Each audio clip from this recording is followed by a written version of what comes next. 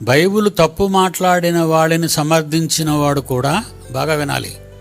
Bible తప్పు మాట్లాడిన వానిని వ్యక్తి మీద ఉన్న అభిమానం చేత సమర్థించిన ఎడల్లా మీరు నేరస్తులుగా ఎంచబడతారు.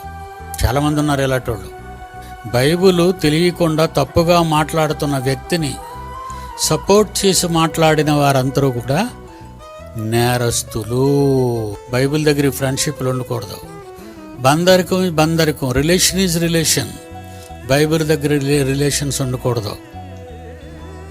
నిర్మోహమాటంగా ఆదివారమున రొట్టె వీరాలి అని, మంగళవారం అయినా విరవచ్చు అన్నవాడు హంతకుడి కంటే పెద్ద నేరస్తుడు.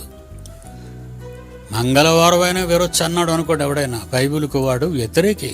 చెంగు వేసుకోవాలి స్త్రీ నెత్తి మీద, వేసుకోపోయినా పర్వాలేదు అన్నారు అనుకోండి ఎవరైనా, వాళ్ళు బైబిల్కు విరోధి. జారిపోతే మీకు తెలియకుండా వెనక్కి వెళ్ళిపోతే మీరు తప్పు నేరస్తులని నేను అంటం లేదు. వేసుకోపోయినా పర్వాలేదని సపోర్ట్ చేస్తాడు ఎవడైనా, వాడు బైబిల్కు విరోధి.